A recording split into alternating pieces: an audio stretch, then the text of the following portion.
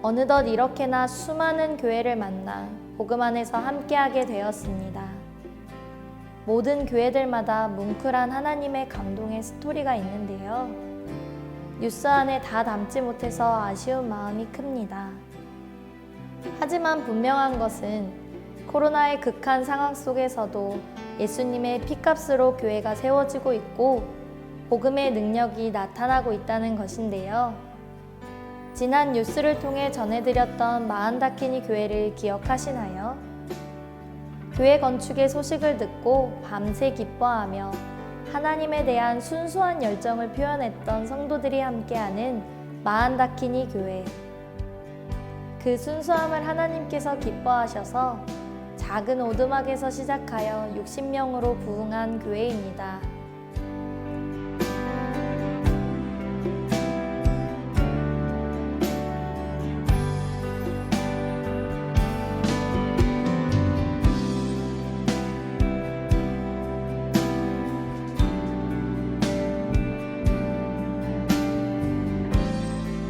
아직 교회 건물이 완공되지 않았을 때에도 교회 건물이 생긴 것 자체가 너무 좋아 갖춰진 것은 없지만 하나님을 뜨겁게 예배하며 영광 올려드렸다는 소식도 같이 전해주셨는데요.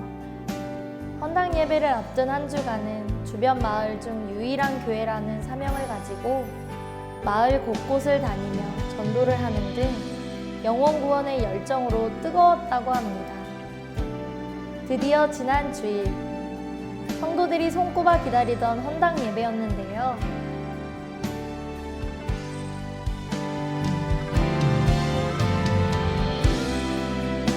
하나님께서 마을 사람들의 마음을 열어주셔서 초대받은 많은 영혼들이 몰려왔고 무슬림들도 함께 이 헌당 예배에 참석하며 마치 천국잔치와 같은 예배로 영광 올려드렸다고 합니다.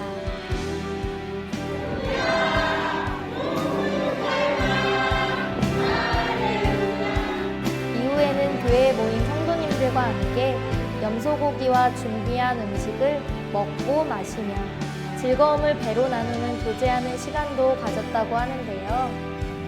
마한다키니 교회를 하나님께서 얼마나 기쁘게 여기시는지 건축을 진행하고 헌당 예배를 드리는 동안 엄청난 복음의 역사가 계속 일어났다고 간증해 주셨습니다. 한 노인은 교회 건물이 지어질 때 아름다운 교회 건물을 보고 하나님을 만나 구원받고 이 교회의 성도가 되었습니다.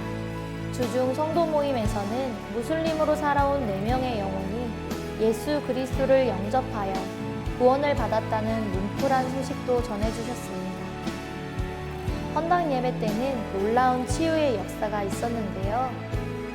위종양 때문에 고통받고 있던 한 성도는 헌당 예배 때 말씀을 듣고 함께 기도할 때 종양이 사라지는 놀라운 역사가 있었다며 간증하였고, 또 한 여자 성도는 출산 때 받은 수술 이후 매일 극한 통증에 시달렸는데 예배 후 출산의 고통은 흔적도 없이 사라졌다고 고백하시며 하나님께 영광 올리셨다고 합니다.